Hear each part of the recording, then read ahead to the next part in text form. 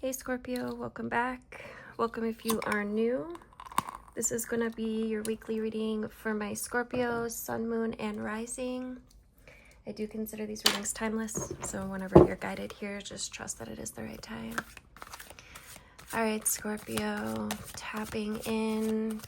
If you'd like to receive this message, please go ahead and press the like button just to add your energy in to the quantum field. Scorpio. Ooh. All right. Wow. Holy. Scorpio. Wow. This is really powerful energy. On the bottom of the deck, we got the fourth house, roots. Number 28, which breaks down to a 10. 10 represents a completion, a new beginning. We have the solar eclipse, master number 44, revolution. 44 breaks down to an 8, reminds us of the connection of all things. 4s build stability. We have the fourth house, we have 4-4, that's 4-4-4. And then we have number 5, Mars, the force. Scorpio. So the solar eclipse is change. Eclipses, both solar and lunar, are like the earliest forecasting tools used in astrology. And the ancients understood that major transformation was about to happen when the eclipse came. And since the eclipse looked so dramatic, the ancient people really feared them. And so during an eclipse, the sun and the moon give the impression that they disappear. The ancients actually associated eclipses with serpents that they believed were devouring the lights in the sky. And from this is where the ancients formed the idea about death and rebirth, which is really what the eclipses are all about. In other words, when it comes to eclipses, something has to die for better things to be born. In the case of the solar eclipse, the effects are longer lasting. So the solar eclipse usually it occurs during the new moon, when the sun and the moon are in opposition but perfectly aligned. And then the moon obscures the sun for a short period, blocking it. And so this is like a blackout energy. It means we must focus on what's directly in front of us. Usually a change or a shock is in store, which might not be welcome, especially with Mars out here. But it's necessary for us to move forward, Scorpio. All right, so you can expect big changes, powerful changes. Mars, I just can't get over how powerful this energy is right here. Mars is the force to be reckoned with. It might suggest that there might be something you have to fight for. Mars is named after the god of war and the agriculture.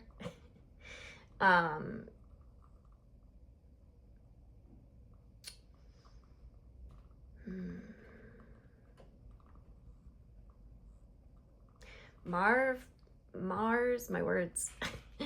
Mars makes us kind of like shove hard in a way that other planets don't. One might call him the bully among the other planets. Mars is the ruler of sexuality and aggression.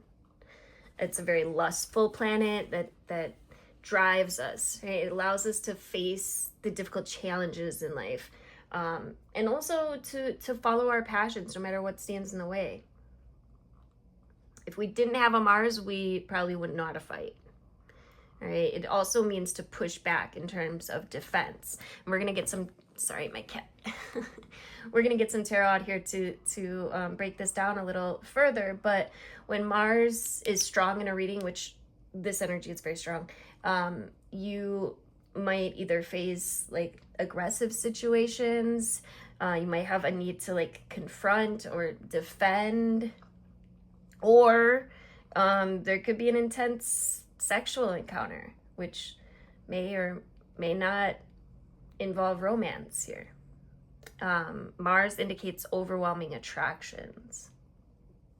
So this is a time when you feel maybe a little, not only forced, but driven. It's a good time to consider goals and desires and not allow them to fall into the shadows. Right now, action's needed. Okay, it's not a good time to just sit back and wait. You're being challenged to maybe protect your interests or to move ahead quickly on something. It's the passion and drive. There could be some battles, there could be some competition, there could be some defensive energy. Let's get some tarot out here, and this being the card underneath in the unseen, it all goes back to your roots, to perhaps childhood, or the roots card governs our feelings and the way that we're touchy and emotional. It's our dreams, our soul yearnings. It signifies the home and the family and the early phases of childhood, even to the time like before birth, when we're still in the womb. The fourth house, the self, is centered and grounded, but also likes to hide away. It's caretaking energy. It represents like hidden treasures, a place to retreat. So there's both a gentleness here and an emotional rawness in the fourth house. But home and family issues may have something to do with this. All right, your roots. Let's look at this solar eclipse for my Scorpio.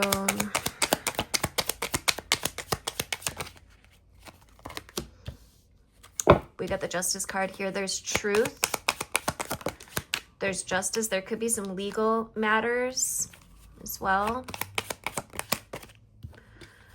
Okay, but I like this. There is big change here, right? But we're healing. Right, we're seeing the light here. We're seeing the truth. There's awareness coming here. We have the sun. The sun speaks to positivity. It's yourself. It's your outer being, your physical body. It's your confidence. It's you. And the Three of Swords in reverse, I'm getting healing. Healing the heart, getting past or letting go of something that once hurt you, to find balance. This is just, this is the right path. But you know, it may have come with quite a bit of pain. Tell me about this Mars card. Yeah, somebody was like getting away with something, or there was some shady, there was some shady energy around, and you're learning to stand up for yourself, to hold your boundaries.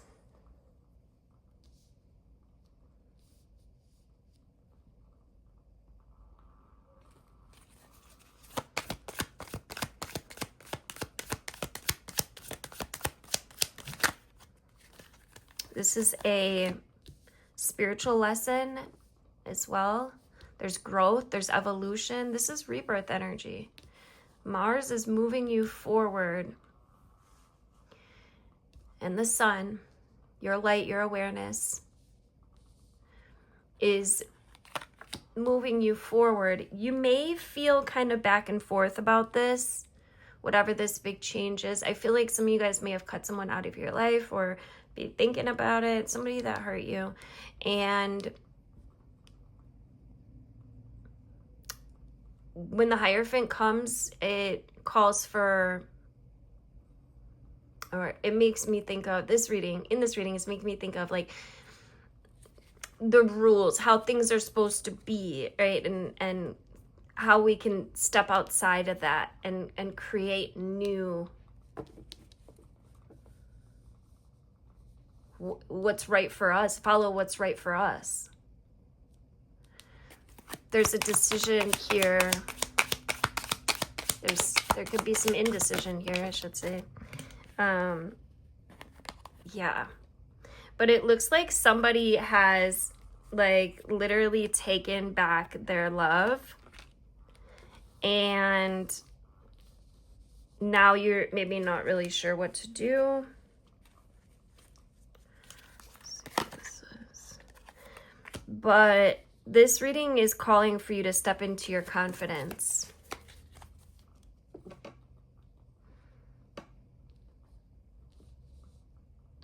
There's a need to make a decision here. When the Seven of Cups comes, yes, there's a need to make a decision, but there are options. Maybe more than one option.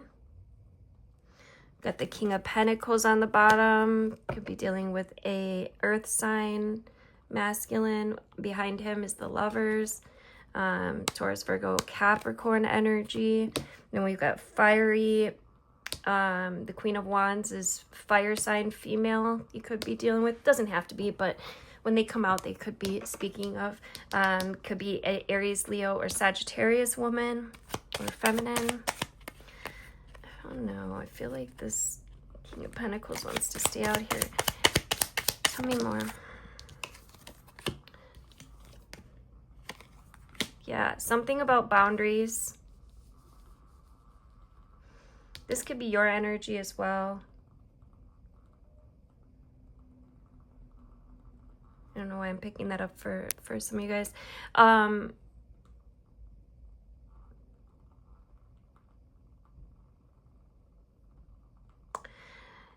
This is about using your power, your divine gift.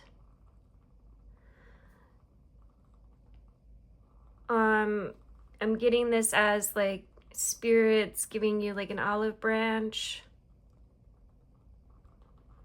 Is an offer. But you have to stand up for yourself.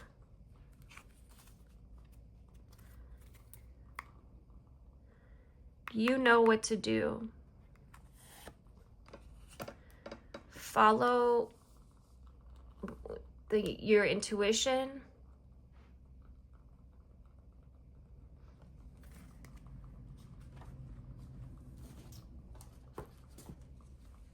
Follow your inner knowingness.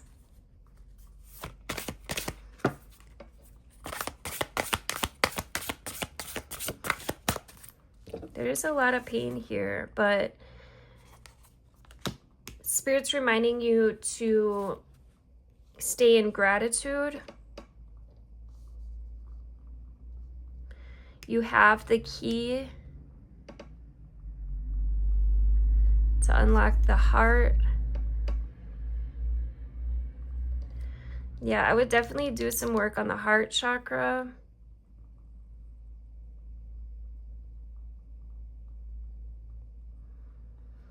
Another reminder that it's all connected, that we are all connected. The earth, the shape of a heart.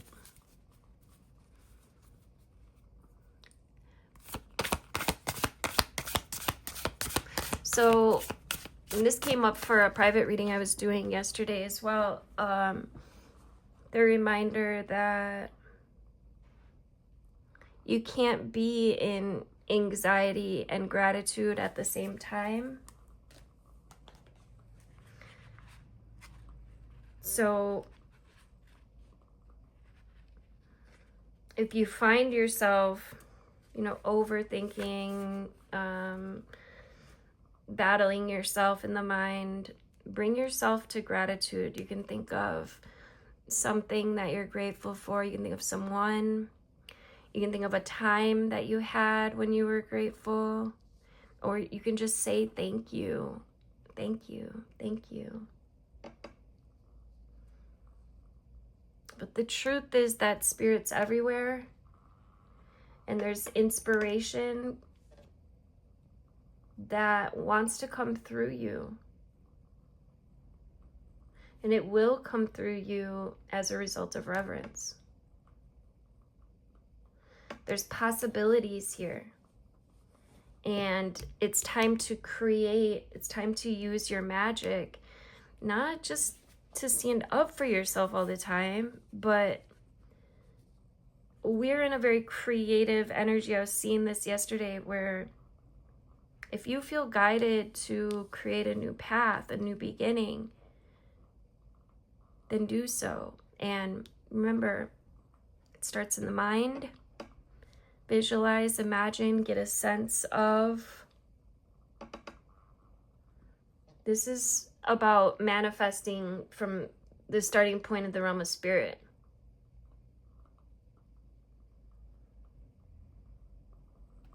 Allow yourself to take in all of the world, including its spirit.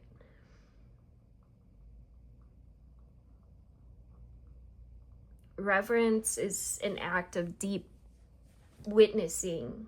It's respect, it's awe. And you experience it when you perceive every being and everything, every plant and rock and tree as sacred and alive. And you'll find that you naturally lean into a state of bliss and harmony, and this profound sense of well-being will overcome you.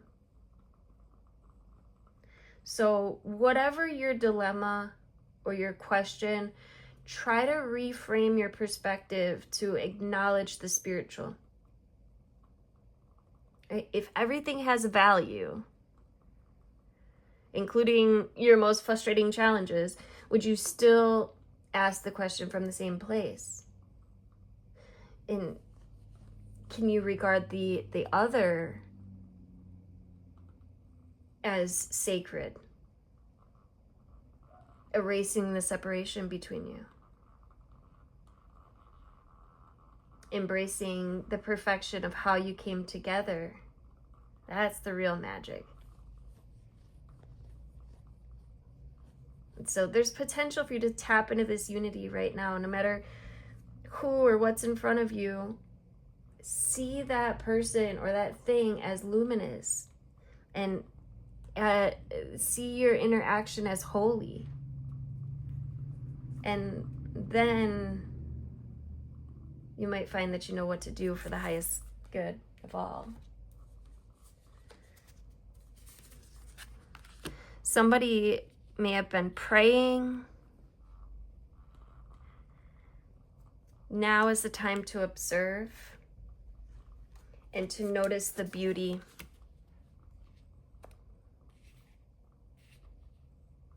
You are being heard.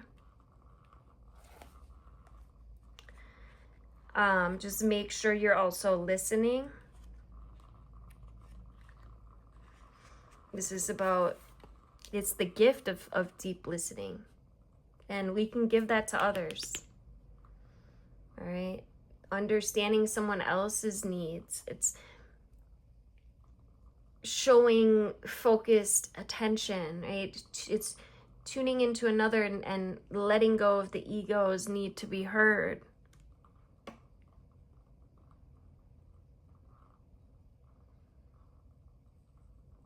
Listen, the world is constantly speaking to us, offering us clues about what's really going on beneath the surface of things. We all have the capacity to hear beyond the noise that reaches our ears. The challenge is when we feel misunderstood or unheard, and then when we feel insignificant, it's easy to over-explain ourselves in an attempt to get acknowledged. But now is the time to let all that go, to offer your attention as the great gift it is. It's time to stop multitasking, checking your phone, thinking what you're going to say next, doing all the other things that keep you from connecting fully. Right? Because whenever we're in a state of chaos and distraction, we're usually only paying attention to only some of what's being said, and then we lose the ability to pick up on everything, including what's not being said. Right? So deep listening is the way in which we immerse ourselves in the truth of the world. It's in this way, with the ears wide open, and we also open our hearts and our minds to understand more than what's being conveyed through the words alone. Opportunities arise from these subtle cues, but we might miss them if we're not being 100% present, right? So it might be a good time this week to purposefully practice open listening as an act of true respect and intimacy. And when you're in this space of receptivity, letting go of the need to be right or to be heard, you become expansive and alert to meaningful potential. Right? So right now, keep your ears wide open. You might just find more than what you were searching for. And number 39, I just feel like this is saying you're being heard. Right? It reminds us that our intentions are powerful. This is the act of consciously committing to a vision, all right, which sometimes requires sacrifice of something of value. It's about gambling on yourself and trusting that dreams can become a reality. This reminds us of the importance of daydreams as well, of visualizing, imagining, getting a sense of. So how can you, instead of when we pray asking for something, instead of that, can you visualize it already done? Can you feel it already here?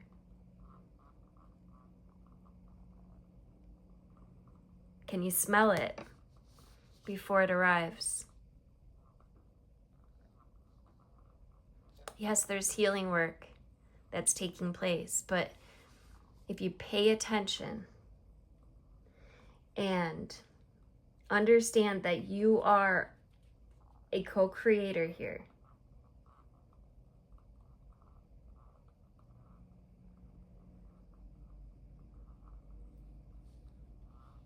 things will really begin to shift here. And we humans have so many ways that we ritualize, like owning a dream that we want to see manifest into the physical form. Think of like a wishing well, right? You infuse the coin with your intention, and then you tune into the feeling of having that particular experience. You toss the coin into the well, and that tossing symbolizes the act of letting go of the how. And then, we walk away and allow the universe to do its part in this co-creative partnership. Another one's to wish upon a star.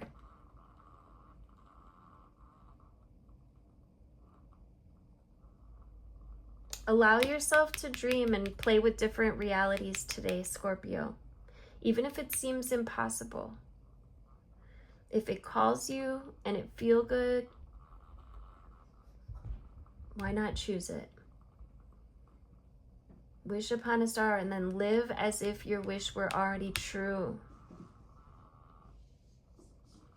Know that those beautiful dreams that you've been nurturing are in the process of becoming real. Right? Don't forget the act. Don't forget that the act of wishing and dreaming and intending is more important than figuring out the how.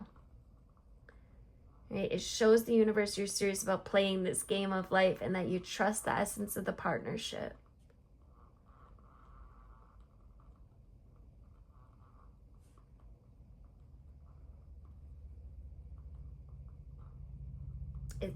your manifestations will come. Sometimes swiftly, sometimes slowly. Just know that they will come. All right, so what story are you telling? It's a lot of power, a lot of force with you right now. Use it well, Scorpio. Thank you guys so much for liking and sharing and commenting, subscribing. I love you guys. Take good care.